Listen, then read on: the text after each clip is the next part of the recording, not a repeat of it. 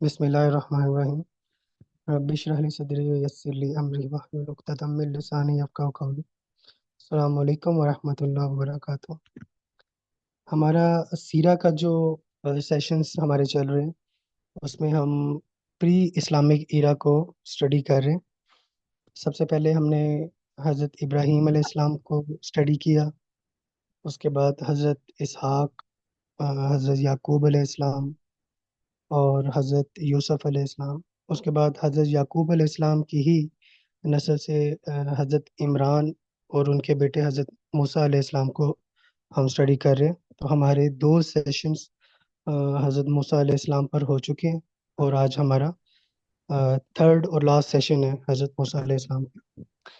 और last session के अंदर हमने हज़रत मूसा अलैहिस्सलाम की लाइफ को जो स्टडी किया, उनकी जर्नी को स्टडी किया, जिसमें जैसे अल्लाह ताला ने उन पर किताब नाज़िल की, वो वाक़या हमने पढ़ा। उसके बाद जो बछड़ा बनाया गया, वो वाक़या पढ़ा।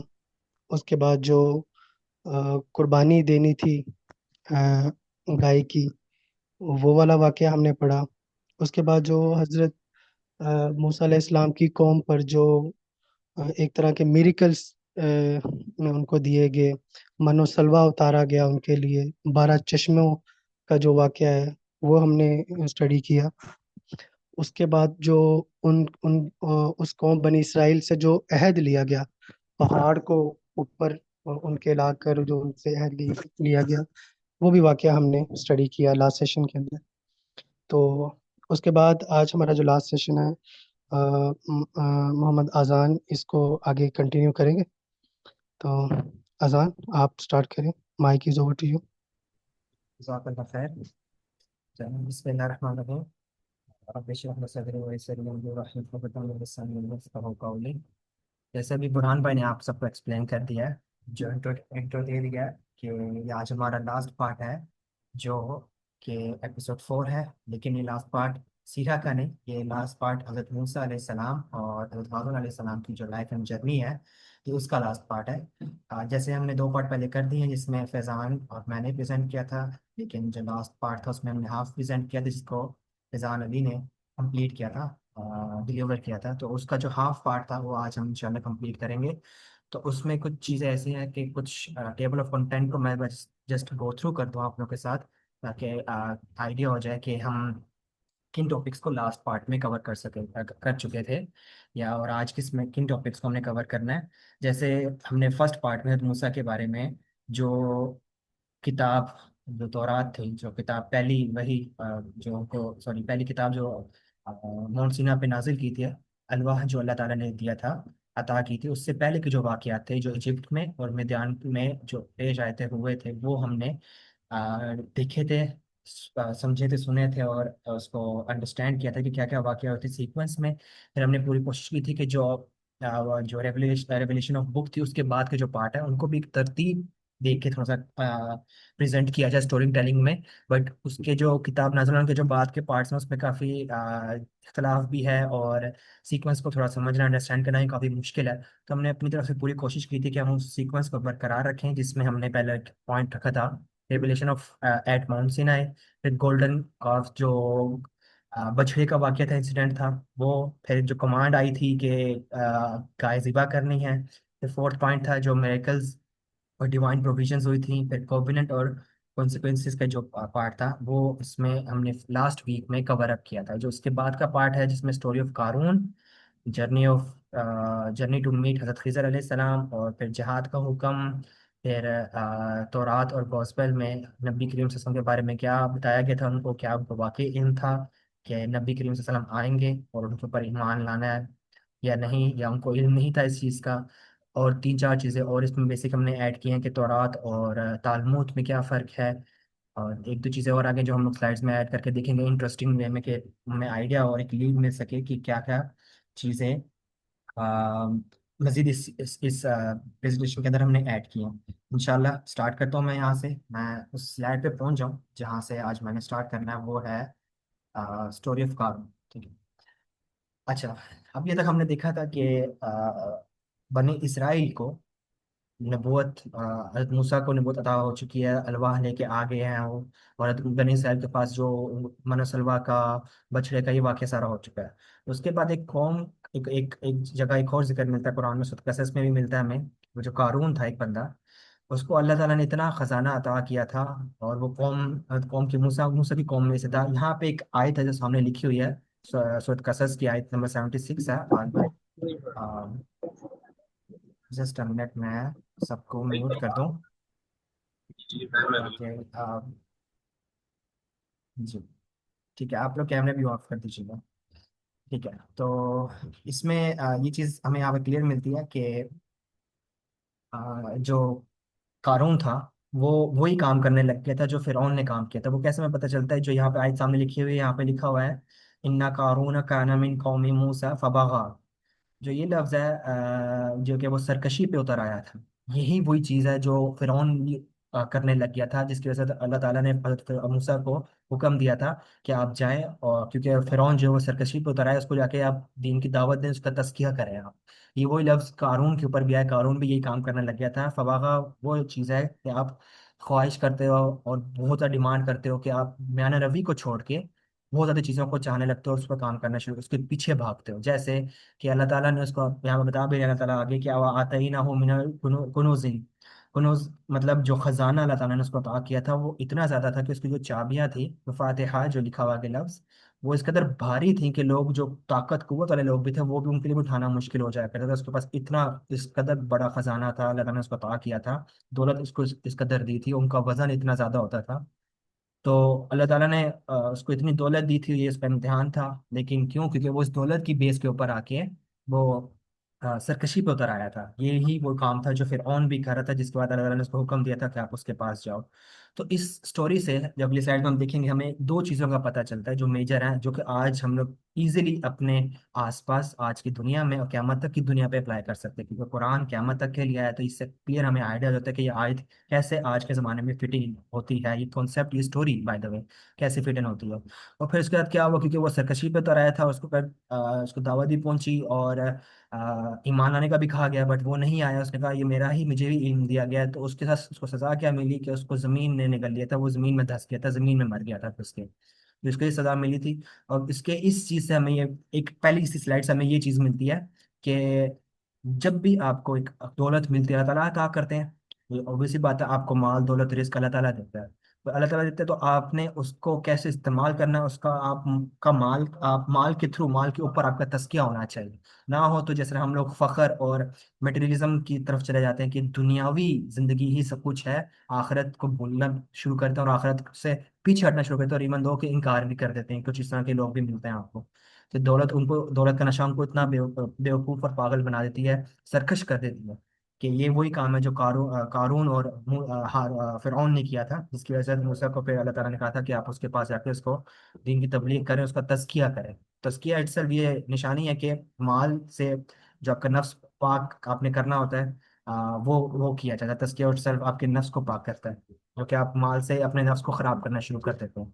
तो यहाँ से दूसरी आयत है, यहाँ से पता चलता है कि जो कारून की स्टोरी बताई गई है, उससे हमें दो तरह के लोगों का पता चलता है कि दो तरह के लोग कौन है।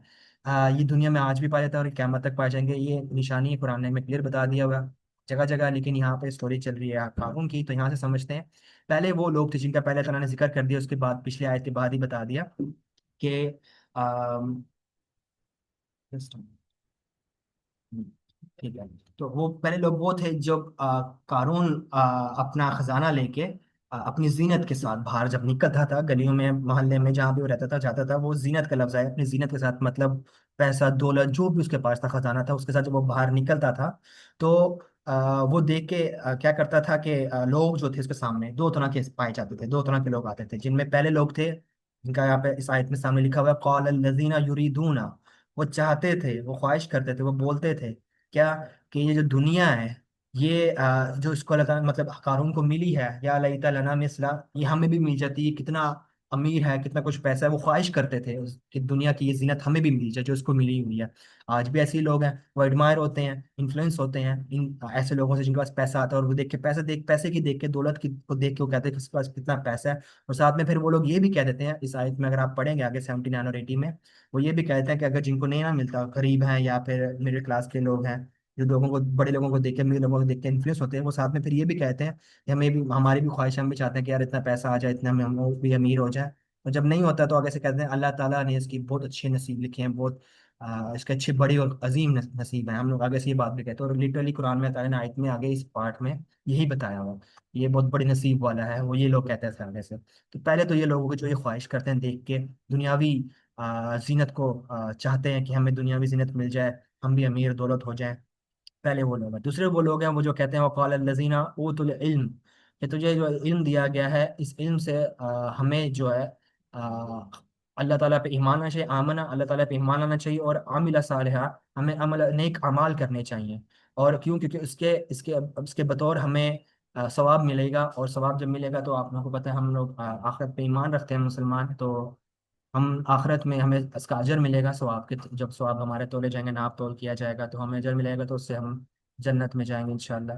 तो ये चीज़ मिलता है। वो दूसरे लोग ये थे कि जो फिर ये ख्वाहिश करते हैं कि जो तुझे इल्म दिया गया है, इससे तू अच्छे काम कर, अल्लाह ने इसमें खैर रखी हुई है, तो तू अल्लाह पे ईमान ला, नेक अमाल कर, ताकि लोगों को भी तू उसमें खर्च कर। तो ये यहाँ से हमें एक क्लियर लेसन मिलता है इन दो तरह के लोगों से। और दुनिया में भी ऐसे आज ऐसे लोग हैं जो पहले ख्वाहिश करते हैं, और दूसरे लोग वो हैं जो कहते हैं कि नहीं, ये तो अल्लाह ने अता किया है, और ये अल्लाह ने तुझे इल्म दिया है, दौलत दी है, तो उससे नेक काम कर, अमन अल्लाह पे ईमान ला और नेक अमाल कर, लोगों में खर्च कर, अपने नफ्स को पाक रख, माल से मोहब्बत ना कर। तो इसके इसके अजर में, इसके बतौर तुझे अल्लाह अजर देगा, सवाब देगा, और तुझे जन्नत मिलेगी। तो आज भी इस तरह के लोग हैं, फिर वो दीन के इस तरह की तबलीग भी करते हैं, दावत भी करते हैं। सो कारून की स्टोरी से हमें ये दो तरह के लोग नजर आए। लेट्स मूव ऑन, कि हम आगे देखते हैं हमारा अगला टॉपिक क्या है। वो है जर्नी ऑफ जो हज़रत खिज़र अलैहिस्सलाम से मूसा की मिली। ये वो पार्ट है जिसकी मैं सिर्फ आपको पहले स्टार्ट में सिर्फ स्टोरी बताऊंगा, सिंपल सी करके। आप लोगों ने सबने ये आयतें पढ़ी होंगी, सूरह कहफ में इसका मेंशन है। बस सिर्फ थोड़ी सी स्टोरी बताऊंगा, बट इसके अंदर जो डीपर हिकमत है ना, जो इस वाक़े के हमें लेसन्स मिलते हैं, हिकमत जो मिलती है, उसको समझना क्या जरूरी, क्यों इस वाक़े में क्या क्या राज छुपे हैं, वो इंशाल्लाह नेक्स्ट स्लाइड में हम देखेंगे। जस्ट मैं भी आपको सिर्फ एक जर्नी स्टोरी बताता हूँ कि हज़रत मूसा अलैहिस्सलाम जब अपनी कौम से खिताब कर रहे थे, तो उन्होंने कह दिया कि मेरे पास बहुत इल्म है। तो अल्लाह ताला ने उनको वही की, जो हमें हदीस भी मिलती है, तो वही की, और कहा कि तुमसे ज़्यादा जो है मेरी दुनिया में बहुत सारे बंदे जिनके पास इल्म है। तो एक बंदे का बताया, तो मूसा ने उनको तलब पूरी कहा कि कौन है जिनके पास ज़्यादा इल्म है, मैं उनसे मिलना चाहता हूँ, मैं सीखना चाहता हूँ। अल्लाह ताला ने निशानी बताई। हज़रत मूसा अलैहिस्सलाम हज़रत यूशा बिन नून के साथ चलते रहे सालों साल, और पहुंचे एक जगह पे जहाँ पे सूरह कहफ में बताया कि वो कहाँ पे पहुंचे, दो मजमल बहरैन में पहुंचे। वहाँ पे उनको वो हज़रत खिज़र अलैहिस्सलाम मिले, और फिर उन्होंने कहा कि मैं आपसे सीखना चाहता हूँ, और मैं आपके क्या क्या कहते हैं, आपसे इल्म लेना चाहता हूँ। तो उन्होंने कहा, हज़रत खिज़र अलैहिस्सलाम ने, कि आप सब्र नहीं कर पाओगे जिस चीज़ की आपको खबर नहीं है। उन्होंने कहा मैं सब्र कर लूंगा इंशाल्लाह, आप मुझे बताएं। तो फिर उनका वहाँ से सफ़र शुरू होता है। पहला सफ़र ये होता है कि वो कश्ती पर सवार होते हैं, हज़रत खिज़र, हज़रत मूसा अलैहिस्सलाम, और एक वो कश्ती अब जा रही होती है, उन्होंने एक जगह पे पहुंचना होता है। उस कश्ती में हज़रत खिज़र अलैहिस्सलाम सुराख या कोई नुकसान, थोड़ा सा इसको ख़राब कर देते हैं, कि छोटा नुकसान है बट खराब कर देते हैं। तो मूसा वहां पे बोल पड़ते हैं कि ये क्या कर दिया आपने, आपने कश्ती की खराब कर दी उन लोगों की। तो हज़रत खिज़र अलैहिस्सलाम कहते हैं कि मैंने तुम्हें कहा था कि तुम सब्र नहीं कर पाओगे। तो हज़रत मूसा ने कहा कि नहीं, मैं अब सब्र कर लूंगा, मैं भूल गया था। तो आगे इस तरह सेकंड वाक़या आता है, जिसमें हज़रत मूसा अलैहिस्सलाम हज़रत खिज़र अलैहिस्सलाम के साथ जा रहे थे। हज़रत खिज़र अलैहिस्सलाम एक बच्चे को, गुलाम जिसका लफ्ज़ में आया है, जो लड़का होता है, उसको कत्ल कर देते हैं, उसको मार देते हैं। हज़रत मूसा अलैहिस्सलाम उस पर भी गुस्सा होकर पूछते हैं, बोलते हैं। और ऐसे ही फिर तीसरा वाकया आता है, जिसपे हज़रत खिज़र अलैहिस्सलाम, हज़रत मूसा अलैहिस्सलाम एक जगह पे आते, बस्ती में जाते हैं, जहाँ पे वो एक लोगों के पास जाते हैं, तो वो उनकी मेहमान नवाजी नहीं करते, लेकिन वहाँ पे वो एक उनको दीवार नजर आती है जो ठीक से नहीं होती। तो हज़रत खिज़र अलैहिस्सलाम उसको दीवार को पक्का करके ठीक से खड़ा कर देते हैं। तो हज़रत मूसा कहते हैं कि आप इसकी उजरत ले लेते, आप इसका कुछ जैसे हम कहते हैं ना कि आज मेहनत करते तो आप इसकी सैलरी लेते, तो आप इसके पैसे ले लेते। तो मूसा को इस बात पे खिज़र इस्लाम कहते हैं कि ये अब वो वाक़या है कि अब हम इसके बाद जुदा होंगे, हमारा इसके बाद सफ़र हम लोग कंटिन्यू नहीं रख सकते, क्योंकि मैंने आपको पहले ही कहा था कि आप सब्र नहीं कर सकते। तो ये सिंपल स्टोरी थी। तो इसमें क्या उनकी वजह बताई उन्होंने, वो देखते हैं, और फिर क्या इससे हमें सबक मिलता है, हिकमत मिलती है, वो हम आगे जाके देखते हैं। वो ये है कि पहली चीज़, हजरत मूसा अलैहिस्सलाम को अगर हम लोग देखें, तो वो उस वक्त जी, वो उस वक्त के नबी हैं, अनबिया हैं। पहले बनी इसराइल के ऊपर नबी हैं, उनके ऊपर वही हो चुकी है, किताब नाजिल हो चुकी है और शरीयत तक नाजिल हो चुकी है उनके ऊपर, ठीक है। और वो हज़रत मूसा अलैहि सलाम उस वक्त के सबसे ज्यादा इल्म वाले, क्योंकि अल्लाह ताला से उन्होंने कलाम भी किया है, ठीक है। और इस कदर आप इमेजिन करें कि एक नबी वक्त का नबी है, उनसे भी ज्यादा इल्म रखने वाले लोग दुनिया में मौजूद हैं। अल्लाह ताला ने बताया, अब जब हजरत मूसा को ये से खबर हुई तो पहले ही सबसे पहले उन्होंने क्या बोला कि मैं जाऊंगा उनसे मिलूंगा। और चलते चलते वो जब इतना चले कि उन्होंने आगे से बोला, लक़द लक़ीना मिन सफरिना हाज़ा नसबा। ये जो पहले राइट साइड टॉप पे लिखा हुआ है, टायरलेस एफर्ट फॉर नॉलेज, कि वो सालों साल चलते रहे और थक के रुक के उन्होंने रेस्ट किया वहां पे, लेकिन उन्होंने कहा कि नहीं, जब तक मुझे वो इंसान नहीं मिलेगा मैं रुकूंगा नहीं, मैं चलता रहूंगा। और वो जा किस चीज के लिए रहे थे? इल्म के लिए। आज हम सब लोग अगर ये समझें इस बात को, इसकी कीमत समझें, तो हम लोग इल्म के लिए इतनी मेहनत एफर्ट नहीं करते।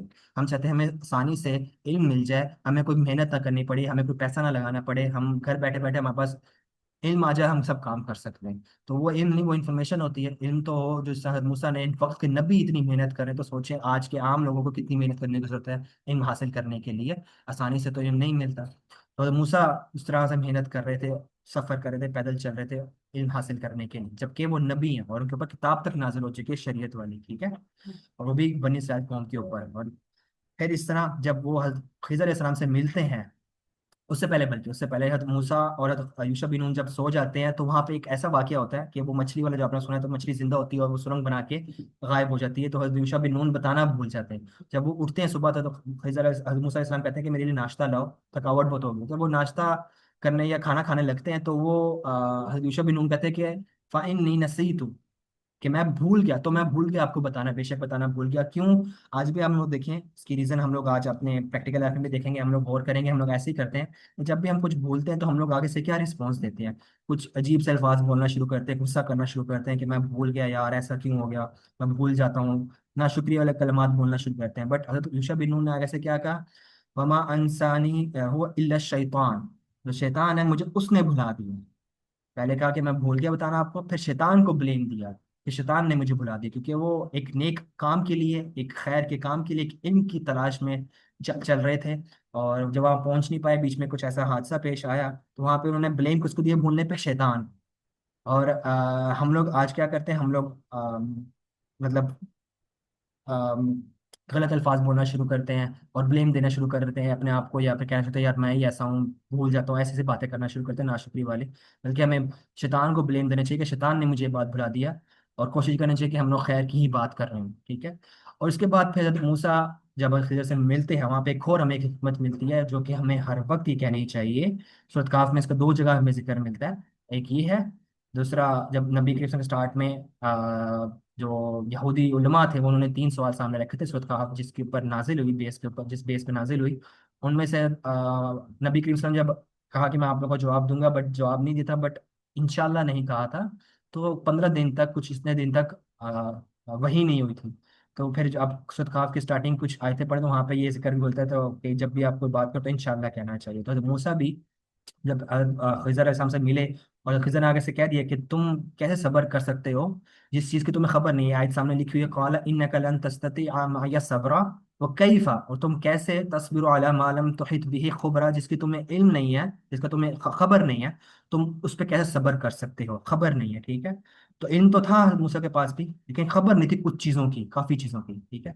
तो उस पर तुम कैसे सब्र कर सकते हो? आगे से तो मूसा अलैहिस्सलाम कहते हैं, क़ाला सतजिदूनी इंशाअल्लाह साबिरा, कि आप मुझे पाएंगे सब्र करने वाला मुझसे इंशाअल्लाह, अल्लाह अगर अल्लाह चाहेगा तो आप देखें उन्होंने भी किस तरह बात की इंशाअल्लाह। और अगर इंशाअल्लाह ना कहते, क्योंकि खिज़र अलैहिस्सलाम के पास ऐसी हिकमत थी और इल्म था, उनको अल्लाह ताला ने अता किया था, तो वो कहते नहीं हम कंटिन्यू नहीं कर सकते। बट जब हज़रत मूसा ने ये कहा इंशाअल्लाह, तो उन्होंने कहा कि चलो ठीक है, हम चलते हैं आगे अपने सफर की तरफ, जो तुमसे सीखना चाहते हो सीख लेना। लेकिन उन्होंने पहले भी बता दिया, तो तुम सब्र नहीं कर पाओगे। इसमें जब हम पूरी इन आयतों को, 60 से 82 आयतों को इनको डिटेल में पढ़े हैं, गौर व फिक्र करके, तो हमें एक ये वाक्य मिलता है कि जब ये तीन वाक्य हो रहे थे, तो उन तीन वाक्य के अंदर एक लफ्ज आता है, ये राइट साइड पे लिखा हुआ है, थर्ड पॉइंट में, तस्तती। ता से स्टार्ट हो रहा है, बीच में भी ता आ रहा है, लेफ्ट साइड वाला पॉइंट जो है तस्तती, ठीक है। ये वो लफ्ज है जिसमें हज़रत मूसा ने सब्र नहीं किया था तीनों वाक़े के बाद, और हज़रत खिज़र इस्लाम ने फिर इसमें ये कहा था कि तस्तती है कि तुम सब्र नहीं कर सके थे इस बात के ऊपर, ठीक है। तो जैसे ही वो तीन वाक़ये खत्म हुए, मतलब उन्होंने कहा अब हम कंटिन्यू नहीं कर सकते, फिर उन्होंने कहा, हज़रत खिज़र अलैहिस्सलाम ने लेफ्ट साइड पे आयत लिखी 78, साउनब्बियुका बितावीली मालम तस्तती अलैहि सब्रा। मैं अब तुम्हें वो बताऊंगा उसकी तावील, जो पीछे हमने तीन वाक़ये गुजरे, हमारे इंसिडेंट हुए, स्टोरी गुजरी है, जिसपे तुम सब्र नहीं कर सकते थे। और जब बता दिया कि ये वाक़या थे, आखिरी आयत 32, उसके आखिर की जो आखिरी आयत का जो पार्ट, उसमें हज़रत खिज़र अलैहिस्सलाम कहते हैं ज़ालिका तावीलु मालम तस्ति अलैहि सब्रा, कि ये वो ताबीर है जिस पर तुम सब्र नहीं कर सके थे। आप अगर गौर करें अरबी ग्रामर के यहाँ पे एक असूल अप्लाई होता है कि ऊपर जितने भी दफा सब्र करने के बाद उन्होंने कहा तुम सब्र नहीं कर सके, तो वहां पे तस्तते हज़रत खिज़र अलैहिस्सलाम ने इस्तेमाल किया, बट जब स्टोरी का कंक्लूजन भी बता दिया, रीजंस भी बता दी, हिकमत भी बता दी, फिर कहा कि ये वो तावील थी जिसकी तुम सब्र नहीं कर सके, तो वहां पे वो ता लफ्ज नहीं लिखा हुआ, तस्ते अलैहि लिखा हुआ है सिर्फ। तो इसमें क्या हिकमत है, अगर आप तफसीली पढ़े और अरबी उलमा को भी देखें तो वो बताते हैं कि जो तो का यहाँ पे हज़फ हुआ है, उसका मतलब ये है कि जब तस्तती था तो वो इम्तिहान था, इतना बड़ा इतना सख्त इम्तिहान था, जिसके वो पहले से बता रहे थे, खबर करते कि इससे और अगला जो इम्तिहान आएगा वो और टफ होगा, तुम सब्र नहीं कर सकोगे, तो पहले इससे बैक ऑफ हो जाओ या अभी रुक जाओ यहाँ पे, क्योंकि तुम्हें इसकी हिम्मत नहीं समझ आनी, ये बहुत मुश्किल टेस्ट है तुम्हारे लिए, तस्तती कि तुम नहीं कर सकोगे, मुश्किल टेस्ट के लिए आ रहा था ऊपर। जब तस्ते का लफ्ज आया, तस्ते हज़फ हो गया, गायब हो गया, तो उसमें ये मतलब आ कि अब तुम्हारा इम्तिहान खत्म हो गया है, अब बोझ तुम्हारा हल्का हुआ, अब मैं तुम्हें इसकी रीजन बता चुका हूँ, ये सारी हिकमत थी, अब स्टोरी एंड। तो वो इम्तिहान खत्म हो गया, फिर दोबारा तो कंटिन्यू नहीं होना था सफर। तो यहाँ से वो मतलब हमें मिलता है कि अरबी ग्रामर को देखें तो हमें कितनी क्लियर हिकमत मिलती है कि जो इल्म हमें ना हो, या जिस इल्म के बाद हमें उस चीज़ की खबर ना हो कि उसकी हिकमत क्या है, तो हमें सब्र करना चाहिए। हमें उसकी रीज़न अल्लाह ताला ऐसा ऐसा वक्त के साथ साथ हमें उसकी हिकमत पता चल जाती है, अगर हम लोग उसकी इल्म के पीछे सब्र के साथ तलाश करें। और आप पूरा वाक्य देखें तो अल्लाह ताला ने यहाँ पे सब्र का लफ्ज़ ज़्यादातर यूज़ किया, तो सब्र ज़रूरी है जब आप इल्म सीखने जा रहे होते हैं। और इल्म सीखते वक्त हम बेकाबू हो जाते हैं, सब्र नहीं कर पाते, इसलिए तस्तती कि हम नहीं कर सकते, सब्र नहीं कर पाएंगे, तुम सब्र नहीं कर पाओगे, तस्तती ये वाला लफ्ज़ आ जाता है, क्योंकि इम्तिहान मुश्किल होता है सब्र का। ठीक है, जब वजह पता चल जाए, सब कुछ हो जाए, फिर इम्तिहान खत्म, तो फिर तस्ते का लफ्ज आ जाता है कि अब तो सब्र खत्म हो गया, ये रही उसकी वजह जिस पर तुम सब्र नहीं कर सके थे। एक और पॉइंट यहाँ पे आता है कि अल्लाह सुब्हान तआला ने कैसे अल्फाज यहाँ पे हमें बताए हैं, और हज़रत साहब ने कैसे वो हिकमत के थ्रू अल्फाज यूज़ किए हैं इन तीन वाकयात में। अगर आप देखें यहाँ पे, तो पहले वाकयात जो हुआ है उसकी रीज़न जब बताने लगे हज़रत खिज़र अलैहिस्सलाम, तो वहाँ पे उन्होंने एक लफ्ज़ यूज़ किया है जो राइट साइड पे टॉप बॉटम पे लिखा हुआ है, आई वांटेड, जिसका अरबी अरबी जो लफ्ज़ है वो है फ़ारत, तो मैंने चाहा, मैंने इरादा किया, ठीक है, तो मैंने इरादा किया। हज़रत खिज़र अलैहिस्सलाम ने पहले जो वाक़या था, मैं डिटेल में बता दूं थोड़ा सा, कि वो ये था कि कश्ती में जब छोटा सुराख किया, तो मूसा अलैहिस्सलाम को नहीं पता था कि जब कश्ती जहाँ पहुंचेगी वहाँ का बादशाह बहुत जालिम है, और वो सबसे कश्तियाँ अपनी ले लेता है, उनसे उनकी उनकी कश्तियाँ उनसे ले लेता है। तो हज़रत खिज़र अलैहिस्सलाम ने क्या किया, जो कश्ती को थोड़ा सा नुकसान पहुंचाया ना, तो उससे क्या होगा, जो उसका बादशाह था उसने वो कश्ती उनसे नहीं छीनी, क्योंकि उसको नुकसान पहुंच चुका हुआ था, उसने उनको जाने दिया। तो खिज़र अलैहिस्सलाम ने क्या किया कि छोटा नुकसान जरूर किया, बट बड़े नुकसान से बचा लिया। तो उस पर उन्होंने क्या कहा, रीजन क्या दी, जब तावील बता रहे थे, फारत तू, तो मैंने चाहा, क्योंकि दोनों केसेस के अंदर नुकसान हुआ था। क्या, कि कश्ती के अंदर थोड़ा सा सुराख कर दिया, और अगर ना भी करते तो बादशाह के पास पहुंचते तो वो कश्ती ले लेता, छीन लेता। तो दोनों केसेस के अंदर नुकसान जरूर हुआ, छोटा हुआ लेकिन नुकसान जरूर हुआ। तो उन्होंने उसकी तावील, उसकी रीजन अपनी तरफ मुंतकिब कर दी, अपनी तरफ उसकी मुनासबत कर दी कि मैंने चाहा, मैंने इरादा किया था, फारतू, मैंने इरादा किया था कि मैं ये काम कर दूं। ठीक है, खैर थी, बट उसमें नुकसान जरूर हुआ था, तो नुकसान का एलिमेंट रखते हुए सामने उन्होंने अपनी तरफ मंसूब की बात को कि मैंने ये इरादा किया था। बट जैसे दूसरा वाक्य आता है जिसमें बच्चे को कत्ल करते हैं, बच्चे को कत्ल करते हैं और फिर बताते हैं कि इसके माँ बाप बहुत नेक थे, तो अल्लाह ताला इसके बदले, इसके तब्दील में इसको और नेक और अच्छा काम करने वाला उनकी औलाद कोई चीज देगा अल्लाह ताला उनको। तो वहां पे अल्लाह ताला हज़रत खिज़र साहब ने क्या सीगा यूज किया, फारदना, जो कि जमा का सीगा है, इसका क्या कहते हैं, पहले मुजारे का, ठीक है, फारदना, तो हमने इरादा किया, यहाँ पे लफ्ज यूज कर दिया हज़रत खिज़र साहब ने, हमने। अब जो इसमें नुकसान वाला पार्ट था, जो बच्चे को कत्ल किया था, उसकी उसकी मुनासबत अपनी तरफ की, कि इंसान है तो नुकसान वाले मुनासबत अपनी तरफ की। जो उसके बदले में उनको अच्छा काम, अच्छी औलाद या कुछ भी मिलना था, क्योंकि तफसीर में औलाद का आया, तो औलाद मिलना था, औलाद मिलनी थी अल्लाह ताला की तरफ से, तो वो उसकी मुनासबत अल्लाह ताला पे करती, क्योंकि वो खैर वाला काम था। ठीक है, आई होप कि आप लोग अंडरस्टैंड कर रहे हैं ये पार्ट। क्या फारद ना दो चीजें हैं, नुकसान वाला पार्ट अपनी तरफ मुंतखब कर दिया, और जो खैर वाला काम था वो अल्लाह ताला की तरफ मुंतखब कर दिया कि इसमें खैर थी, ये अल्लाह ताला की तरफ से ही आई है। तो इस कदर बारीकी से हिकमत हमें समझनी चाहिए कि जब हम इन सीखते हैं, खैर की बात करते हैं, तो अल्लाह ताला ही हमारे दिमाग में खैर की बात डालता है। हम इंसान की कोई ऐसी बात नहीं है कि हम इस तरह के काम कर सकें और अपने ऊपर अपने आप को क्रेडिट देना शुरू कर दें। ठीक है, और जब तीसरा पार्ट आया, वहां पे जो पार्ट था कि दीवार खड़ी कर दी थी, तो उसमें ये था कि जो बच्चे थे, यतीम बच्चे थे दो, उनके उनके लिए वो दीवार खड़ी कर दी। उस जमीन के नीचे, उस दीवार के नीचे जमीन जो थी, जमीन के नीचे खजाना छुपा हुआ था। और वो खत्म के माँ बाप बहुत नेक थे कि जब ये बच्चे बड़े होंगे, तीन बच्चे, तो वो बड़े होंगे तो वो अपनी इस जगह से खजाना निकाल लेंगे तो उनको फायदा होगा। तो इसमें टोटली खैर थी। क्या दो यतीम बच्चे थे, उन्होंने बड़ा होना था, तो उनके लिए दीवार खड़ी कर दी, कोई खजाना ना छीन ले, कोई निकाल ले यहाँ से, किसी को पता ना लग जाए। वो बड़े होंगे, वो खुद ही खजाना यहाँ से निकाल लेंगे, क्योंकि उनके माँ बाप भी नेक थे। तो यहाँ पर टोटली खैर थी। तो यहाँ पे क्या बात की, टोटली उन्होंने मुंतखब कर दिया अल्लाह सुब्हानहू तआला की तरफ। बात फारादा रब्बु का, मुखातिब कर दिया अल्लाह ताला को टोटली। फारादा रब्बु का, तुम्हारे रब ने चाहा, तुम्हारे रब ने इरादा किया कि ये काम कर दो। तो आप लोग हिकमत देखें, जब खैर की बात है तो हमें अल्लाह ताला की तरफ मुंतखब करनी चाहिए, और कोई नुकसान कोई गलत काम हो तो वो हम इंसान खुद करते हैं, हमारा नफ्स हम खुद करता है, या हमारे नफ्स का इसमें अमल होता है। तो ये देखें किस कदर इसके अंदर हिकमत छुपी है, और ये तो कुछ है, इसके अलावा और भी हैं। एक और मैं यहाँ पे बताता चलूँ, दो आयतें आप लोगों के सामने लिखी हुई है, 78 और 82, जिसमें पहला है साउनब्बियु का बितावील। यहाँ पे क्या लफ्ज आ रहा है, बितावील, तावील का। फिर जब तावील बता दी तीनों पार्ट की, तो आगे से फिर हजरत खिज़र अलैहिस्सलाम ने फिर कहा ज़ालिका तावील, ये वही तावील है जिस पे आप सब्र नहीं कर सके थे। तावील का लफ्ज अगर आप देखें, नबी करीम सल्लल्लाहु अलैहि वसल्लम ने हज़रत इब्ने अब्बास रज़ी अल्लाह ताला के लिए जब दुआ की थी ना कि अल्लाह ताला इनको कुरान का फहम और इल्म दे, तो बुखारी मुस्लिम और मुस्नद अहमद में जो हदीस है उसकी जो अरबी मतन है ना, उस अरबी मतन के अंदर ये तावील का लफ्ज आया है। आप जाके पढ़िएगा, मुस्लिम अहमद के हदीस के अंदर वही कि दुआ जब करते हैं नबी करीम सल्लल्लाहु अलैहि वसल्लम, तो ये ताबील का लफ्ज आया है। और सूरत आले इमरान की जो आप लोग आयत नंबर 7 खोलें, जिसमें अल्लाह ताला ने बताया है कि दो तरह की आयतें हैं, वो मुहक्कम आयतें और एक दूसरी मुतशाबे आयतें।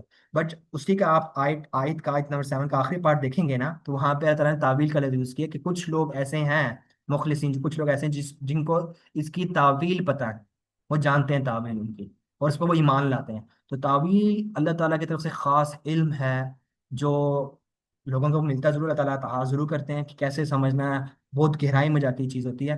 तो ये तावील जरूर एग्जिस्ट करती है, लेकिन इसका इल्म बहुत मुश्किल से मिलता है, इतनी आसानी से नहीं मिलता। हमें बहुत मेहनत करनी पड़ती है तो जाके अल्लाह ताला, और ये भी अल्लाह ताला ही अता करते हैं, ये भी याद रखने वाली बात है। तो ये अब जब इन आयतों को हम लोग आपस में मिलाएं, इनको लिंक करें, तो हमें तब पता चलता है कि कुरान किस तरह हमें बयान खोल के बयान कर रहा है बातों को, और मसानी कुरान बन रहा है। ठीक है, सो ये थी टोटल होल स्टोरी हजरत जर्नी की, जो हजरत मूसा की और हजरत खिज़र अलैहिस्सलाम की हमें पता चलती है, और हिकमत यहाँ से कुछ हमें पता चलती हैं जो हमने अभी डिस्कस की। अब आगे मूव ऑन करते हैं, यहाँ पे आके एक आया था जो हुक्म दिया था जिहाद का बनी इसराइल को। ये सब जब सब काम हो गया, हमने देखा, तो अल्लाह ताला ने हुक्म दिया। सूरत मायदा की जो आयत हम लोग 120 सॉरी 21 से 26 तक की आयत पढ़े सूरत मायदा की। वहाँ पे अल्लाह सुब्हानहू व तआला ने हुक्म दिया, या कौम, या कौम इदखुलू, कि तुम एक कौम तुम दाखिल हो जाओ किसमें, अल अर्दल मुकद्दसा, जो ज़मीन जो होली लैंड है, अर्ज़ मुकद्दस है, उसमें लैंड हो उसमें दाखिल हो जाओ। अर्दल मुकद्दस लती कतब अल्लाहु लकुम, और अल्लाह ताला ने तुम्हारे लिए वो चीज़ लिख दी है। ठीक है, तो तुमने यहाँ पर दाखिल होना है। और उन लोगों में से ना हो जो मुड़ जाते हैं, तरदद्दू, जो वापस यूटर्न ले लेते हैं कह लें, ताकि वो फिर खसारे वाले में से हो जाते हैं। ठीक है, तो ये चीज़ यहाँ पे हमें ज़रूर मिलती है कि अल्लाह ताला ने उनको बनी इसराइल को कहा था कि तुम इस ज़मीन में दाखिल हो, अर्ज़ मुकद्दसा जो होली लैंड है, जो फ़लस्तीन का सारा एरिया, वहाँ पे दाखिल हो जाओ। बट उन्होंने इनकार कर दिया दाखिल होने से। कहा, क्या कहा, अगली आयत में बताते हैं, कालू या मूसा, अब उन्होंने कहा मूसा से, इन्ना फिहा कौमन, कौमन जब्बारीना, जो दूसरी कौम वहाँ पे बस रही है, पहले से वहाँ पे कौम रह रही है, वो बहुत जाबिर है, बहुत जालिम है, बहुत ताकतवर है। हम उस जगह पे दाखिल नहीं होंगे, हम उससे मुकाबला नहीं कर सकते, क्योंकि यहाँ पे हुक्म हो गया था जिहाद करने का, आपने वहाँ पे दाखिल होना, आपने जिहाद करना है उस कौम से। तो वो नहीं कर सके, अल्लाह ताला को हुक्म का उन्होंने इनकार किया।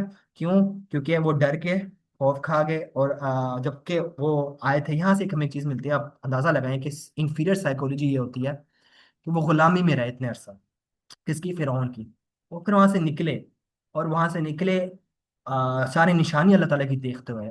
जो दरिया पार किया, फिर बछड़े वाला वाकया, फिर अलवा हजरत मूसा लेके आए, फिर मनोसलवा आई, फिर सजाएं मिली उनको, उसके बावजूद फिर जब अल्लाह ताला ने हुक्म दिया कि अर्ज़ मुकद्दसा में दाखिल हो, तो इन्फीरियर सोच थी तो डर गए कि नहीं हमसे मुकाबला नहीं कर सकते, अल्लाह ताला के ऊपर ईमान नहीं लेके आए ठीक से कि हाँ नहीं अल्लाह ताला हमारी मदद करेगा, जिसने पहले ही मदद की थी फिरौन से बचाया था, नहीं हम डर जाएंगे, अब तो हमने लड़ना पड़ा है, पहले हम लड़े तो नहीं थे, हम तो बच के निकले थे वहां से, वो भी हमें मूसा ने निकाला था। तो वो डर के इन्फीरियर साइकोलॉजी यहाँ पे आ जाती है। और फिर उसके बदले में ताला उनको सजा दी, डिवाइन पनिशमेंट मिली कि 40 साल वो लोग जमीन पे भटकते रहे। उसके बाद फिर जो वाकया हुआ कि उनको दोबारा उनकी नई जनरेशन में से लोग निकले, अगर दूसरा बिन उनके जाके उन्होंने फिर जिहाद किया और जगह फतह की थी उन्होंने वहाँ पे। लेकिन उस वक्त हज़रत मूसा के दौर में ये लोग वहाँ पे नहीं थे, जबकि इतनी निशानियां देख ली थी, इन्फीरियर सोचते गुलाम थे, गुलाम ही रहे, क्योंकि उस गुलामी से निकले तो जंग की तरफ निकले, अगर जंग कर लेते तो फिर ऑब्वियस बात है सुपीरियर हो जाते, अगर उसके लिए तैयार भी हो जाते, बट वो तैयार नहीं हो। तो ये चीज़ हमें यहाँ से मिलती है कि जो उनको हुक्म था जिहाद का जमीन में दाखिल होने के लिए, उन्होंने वो रिफ्यूज कर दिया, किसने, बनी इसराइल ने। तो ये चीज़ थी। आगे चलते हैं। नेक्स्ट स्लाइड वो ये है कि बनी इसराइल को क्या इल्म था कि हजरत नबी करीम सल्लल्लाहु अलैहि वसल्लम आएंगे, और तौरात या फिर गॉस्पेल या फिर बाइबल इसके बारे में क्या कहती है।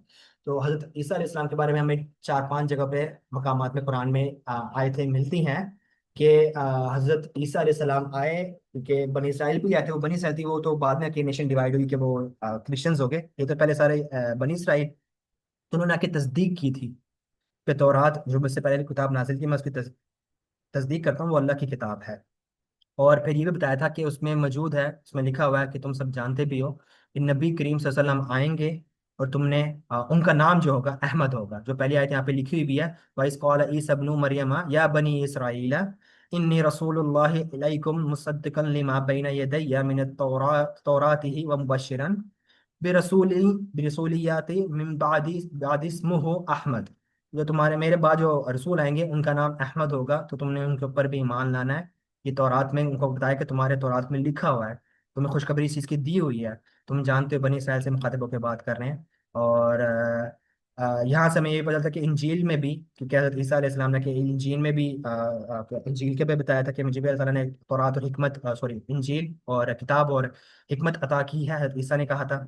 तो यहाँ से वो दो फॉलोअर्स डिवाइड हुए, कंफ्यूज हुए, जो भी हो वो रीजन हम लोग ऐसा देखते रहेंगे। लेकिन दूसरी आयत अगर आप लोग पढ़े सूरत अराफ की और सूरत बकरा की, वहाँ पे एक आयत हमें ये भी मिलती है, अल्लज़ीना यत्तबिऊन रसूल नबिया नबियल उम्मी उम्मिया, के उम्मियों में एक मतलब जो अरब की तरफ थे उधर से एक नबी आएंगे, उनमें अनपढ़ एक नबी होंगे, जिनका जिक्र मकतूबन, जिनका जिक्र इंदहुम, तुम्हारे पास, फिर तौराती वल इंजील, दोनों में मौजूद है। इसका जिक्र जो अनपढ़ नबी आएंगे, रसूल सल्लल्लाहु अलैहि वसल्लम के यहाँ पे मुखातिब हैं कि नबी करीम सल्लल्लाहु अलैहि वसल्लम जब आएंगे तो उनका जिक्र तुम्हारे पास तौरात और इंजील दोनों में मौजूद है। इंदहुम फिर तौराती, तुम्हारे पास दोनों में मौजूद है, मकतूब का लफ्ज यहाँ पे। तो यहाँ से हमें क्लियर, एक दो और भी आयतें हमें क्लियर वहां से पता चलता है कि ईसा ने तस्दीक भी की तौरात की, और बनी इसराइल को बताया भी कि एक नबी आएंगे, रसूल आएंगे, नबी करीम सल्लल्लाहु अलैहि वसल्लम, जिनका नाम अहमद होगा। तुम उनको पहचानते हो, जैसे बकरा की में हमें आयत है, हाँ, जिसमें उन्होंने बताया, अल्लाह ताला बताते हैं कि ये नबी करीम सल्लल्लाहु अलैहि वसल्लम को ऐसे ही पहचानते हैं जैसे ये अपने बेटों को पहचानते हैं। अब वो क्यों पहचानते हैं? क्योंकि उनके पास निशानियां और रात में मूसा और ईसा अलैहिस्सलाम के थ्रू उन तक पहुंच गई थी, थ्रू इंजील और थ्रू तौरात, उन तक इल्म था क्लियर कैसे नबी आएंगे, कहाँ पे नबी आएंगे, और हमने उनके ऊपर ईमान लाना है। और सूरत कहफ के ऊपर भी अगर देखा जाए, शान नज़ूल दिखा है, तो वहां से क्लियर पता चलता है कि यहूदी उलमा ने 3 सवाल पूछे तो थे, बट वो जानते भी थे। और भी काफी वाकयात मिलते हैं कि काफी यहूदियों को पता था कि ये नबी ही हैं, रसूल ही हैं, बट हम इनके ऊपर ईमान नहीं लाएंगे, बहुत सारी रीजन थे, बट वो पहचानते जरूर थे। तो कुरान ने भी इसकी तस्दीक है, कुरान ने भी बता दी कि वो उनको पहले से इल्म था, वो तौरात और इंजील में चेंजेस करे या ना करे, कुरान ने तस्दीक कर दिया, तो वो जानते हैं। यहाँ से आगे चलते हैं। हाँ, अब थोड़ा सा इस चीज को थोड़ा देख लें, थोड़ा स्लाइड टॉपिक है कि 10 कमांडमेंट्स या 10 वर्ड्स क्या आए थे जो हजरत मूसा अलैहिस्सलाम फर्स्ट टाइम अलवाह लेके आए थे माउंट सिनाई से, जब पहली बार अल्लाह के पास गए थे, किताब दी थी, अलवाह का लफ्ज आया, किताब जब लेके आए थे वापस। तो उसमें ये एक लिंक भी नीचे दी गई है कि आप लोग जाकर पढ़ भी सकते हैं, काफी चीजें हैं ये ओल्ड टेस्टमेंट में, वो इसको इंक्लूड करते हैं बाइबल के अंदर। इसको भी हम लोग लिखते हैं बाइबल और ओल्ड टेस्टमेंट क्या है। जैसे इसकी मिसाल ऐसे है कि तौरात पहले नाजिल हुई, ठीक है, उस तौरात में क्या कहते हैं 5 बुक्स उनको मिली थी, ठीक है। लेकिन उसके बाद इंजील नाजिल हुई, और फिर बाइबल जो इंटायर क्रिश्चियन बुक है ना, उसमें ओल्ड और न्यू टेस्टमेंट का जिक्र मिलता है। ओल्ड टेस्टमेंट वो है जिसमें बिफोर हजरत ईसा अलैहि सलाम की जो किताबें और सहीफे जो भी इन्होंने जमा किया हुआ था, जो भी इनको आयतें मिली थी, किताब मिली थी, वो सब उसमें जमा है, ओल्ड टेस्टमेंट के अंदर आयत थी। न्यू टेस्टमेंट में जो हजरत ईसा के बाद की जो सारी जमा थी, जिस तरह के वो मैथ्यू, ल्यूक और बाद में पॉल, सेंट पॉल ने आके जो जमा करें, वो सारा उनको न्यू टेस्टमेंट में डाटा मिल जाता है। ठीक है, तो ये चीज थोड़ी चीज। और टेन कमांडमेंट्स क्या थी उसको हम यहाँ पे थोड़ा सा बस देख लेते हैं कि ये लोग जो फर्स्ट टाइम इनको चीजें मिली थी, या कि वो लोग इस चीज को पर देखें। टेन कमांडमेंट्स क्या थी, वो उनमें से पहला ये था कि you shall have no other gods before me, कि अल्लाह ताला के बारे में यहाँ पे कोई और खुदा नहीं है, सिर्फ मैं, अल्लाह ताला ही खुदा है। और तुमने अल्लाह ताला की ही बात करनी है, अल्लाह ताला की तरफ ही रुजू करना है, किसी और को नहीं मना लेना मुश्किलात के अंदर खुदा। ठीक है, और ऐसे ही जो सेकंड पॉइंट है, you shall not make any graven image. और उसके बाद जो थर्ड पॉइंट है, you shall not take the name of the Lord your God in vain. और जो फोर्थ पॉइंट है, remember the Shabbat day and to keep it Holi.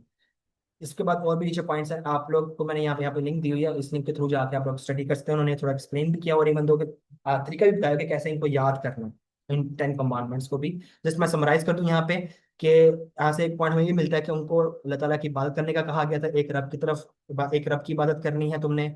और तुमने कोई अब शिर्क वगैरह इस तरह का नहीं करना कि तुम ऐसे कामों में लग जाओ कि तुम रब की इबादत करना भूल जाओ। सेकंड पॉइंट से इस तरह भी उनको ये लोग तफसीर करते हैं उसकी।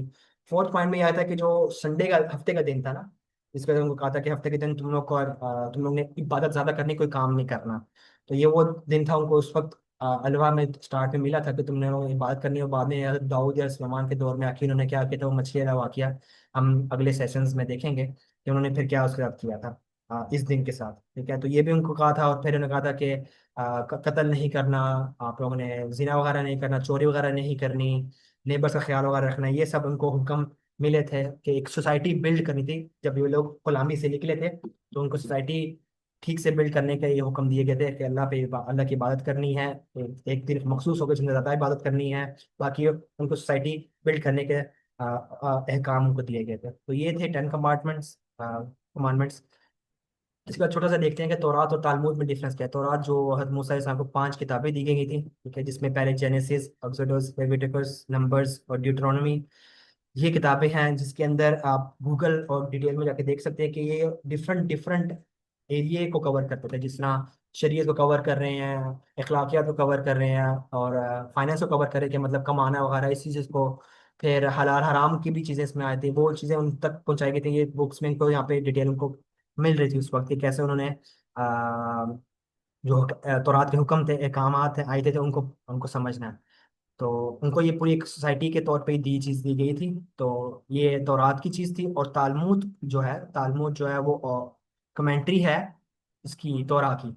अब ये तो तालमुद लिखी किसने, अब काफ़ी टाइम बाद जाके, जिस तरह हमें पता है सेंट पॉल ने आके अपनी बुकें लिखती थी, ऐसे ही तौरात में आके काफ़ी टाइम बाद आके तालमुद लिखी थी, रबाइज जो थे इनके उन्होंने। और उसके अंदर भी एक मिसना और एक गेमारा, दो दो तरह की हैं, जिसके अंदर एक ओरिजिनल और लॉ लिखे हुए हैं, लॉज लिखे हुए हैं। बट दूसरी जगह उसकी जो रेबाइज हैं, उन्होंने इसकी एक्सप्लेनेशन लिखी हुई है, चीज़ें चेंजेस की हुई, डिस्कशन वगैरह की हुई हैं।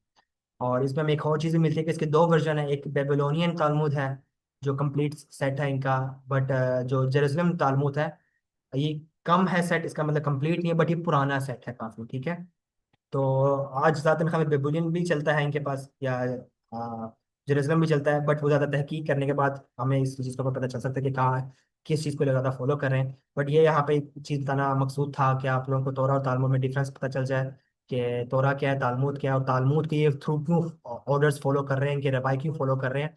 आप लोग रिसेंट सर्च करें तो इनके रबाइज ऐसे ऐसे काम कर रहे हैं थ्रू तालमुद, क्योंकि उन्होंने खुद लिखी हुई कमेंट्री की हुई है, चेंजेस की हुई है। तो वो अब वो तो क्लियर बोलते हैं कि बच्चों को भी मारना है, बाबा हर औरतों को भी मारना है, सबको मारना है। तो वो कहाँ से ये हुक्म लेते, तालमूद से ले रहे होते हैं।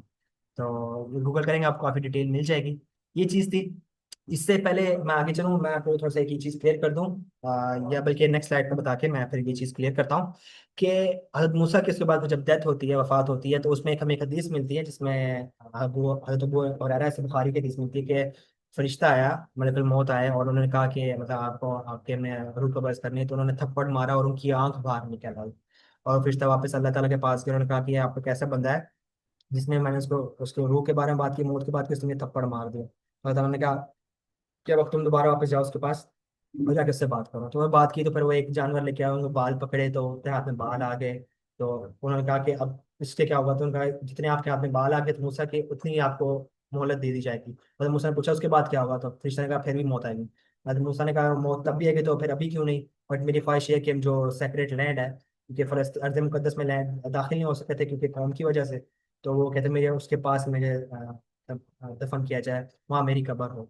तो ये हदीस थी। इस पे डिटेल में डिस्कशन इसके मतन पे काफ़ी मिलती है हमें। मैं इसको शॉर्ट करता हूँ क्योंकि बात बहुत डिटेल में और साइड पे हो जाएगी। लेकिन इसके मतन पे मैं बस इतना बता दूं कि मतन पे काफ़ी डिस्कशंस हैं उलमा की आपस में कि इसका मतन क्या कहता है, मतन में कोई खराबी, कोई चेंजेस तो नहीं है, कोई कॉन्ट्राडिक्ट तो नहीं है कुरान से। तो उसको हम लोग फिर इंशाल्लाह बाद में देखेंगे। तो ये थी हज़रत मूसा और हज़रत हारून अलैहिस्सलाम की लाइफ एंड जर्नी जो हमने अब तक देखी है, डिस्कस किया है, या लास्ट पार्ट था। इसके बाद मैं एक छोटा सा एक सेपरेट आप लोगों का एक दो information by the way share करना चाहता हूँ। काफ़ी इंफॉर्मेटिव है इंशाल्लाह। उस इंफॉर्मेशन से हम सबको फायदा होगा।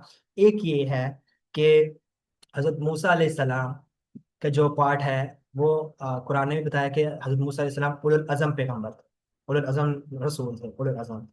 और दुनिया में 5 उलुल अज़म आए हैं, आ, पैगम्बर हैं, जिनमें पहले हज़रत नूह अलैहिस्सलाम है, फिर हज़रत इब्राहीम, फिर हज़रत मूसा अलैहिस्सलाम। और अगर आप देखिए आईएमएस में हम सब हैं, तो आईएमएस में अभी टास्क चल भी रहा है 4 कंपार्टमेंट्स का। तो फर्स्ट कंपार्टमेंट और सेकंड कंपार्टमेंट के अंडर जो एरा कंसिडर किया जाता है, जिनकी उनकी मेथोडोलॉजीज कंसिडर की जाती हैं, अंडरस्टैंड की जाती हैं, वो ये है कि यतलुल इमारती के अंदर हज़रत नूह अलैहिस्सलाम का पीरियड आता है, एरा आता है। और फिर हज़रत इब्राहीम अलैहिस्सलाम का यतलु अलैहिम आयती व युज़क्कीहिम के अंदर आता है।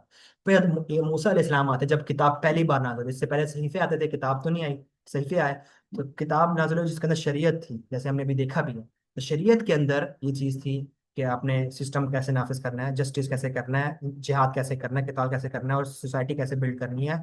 तो वो चीज़ें आई, तो वो शरीयत के अंदर थी। और जो थर्ड एरा कहलाया, जिसके अंदर फिर आके यतलू अलैहिम आयाती व युज़क्कीहिम व युअल्लिमुहुमुल किताब का कंपार्टमेंट, जो वो 3 हज़रत मूसा के दौर में कंप्लीट होते हैं।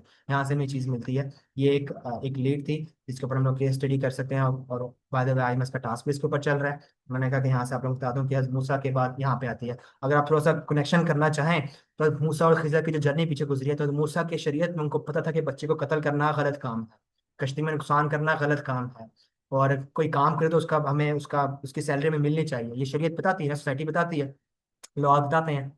लेकिन हज़रत मूसा को उनकी हिकमत नहीं पता थी, क्योंकि उन तक वो हिकमत नहीं पहुंची थी ना जो हज़रत मूसा हज़रत खिज़र अलैहिस्सलाम के पास थी। क्योंकि वल हिकमा जो फोर्थ कंपार्टमेंट है वो बाद में आया। हज़रत ईसा ने बताया था कि, तो उन्होंने कहा था कि मुझे अल्लाह ताला ने किताब और हिकमत अता की है। ठीक है, तो देखिए स्टेप बाय स्टेप सारी चीज़ें चलती आ रही थी। तो देखिए कितनी खूबसूरत और अच्छे अंदाज में हमें ये कंपार्टमेंट समझ आता था, कितनी बड़ी रिसर्च चाहिए, जिससे अगर हम लोग ये काम करें तो हमें कितना फायदा होगा। लास्ट चीज़ मैं आप लोगों को शेयर करता चलूँ कि हमें एक तस्वर पाया जाता है, हमें एक इंफॉर्मेशन हमें मिलती है कि हम लोग जब लीनियज देखते हैं ना, ये प्रॉफिट्स की लीनियज चलती है, तो हम लोग कहते हैं कि हज़रत नूह अलैहिस्सलाम की ही नस्ल में से बनी इसराइल है। ऐसा नहीं है, जो ओरिजिन बनी इसराइल का मिलता है, कुरान क्या कहता है वो हम देखते हैं। यहाँ पे 2-3 आयतें हैं, मैंने यहाँ पे 2 आयतें लिखी हैं। पहली आयत सूरत इसरा की अगर हम देखें, तो अल्लाह ताला ये बता रहे हैं ज़ुर्रियतन मन हमलना मआ नूह। यहाँ मा का लफ्ज जो आया है ये होता है साथ। ठीक है, अब वो होता है कि ये उनके उन लोगों की औलाद जिन्हें हमने नूह के साथ सवार किया, हमलना नूह के साथ सवार किया, साथ सवार किया। इट मीन्स कि वो नूह की औलादें नहीं थी, नूह की औलाद भी साथ, उनके दो औलाद मौजूद थी कश्ती पे। बट जो कुछ लोग उनके दोस्त नूह के भी थे, बट कुछ लोग और भी थे जो नूह के साथ सवार थे। वो कौन लोग थे? जिनकी बाद में नस्ल बनी इसराइल बनी।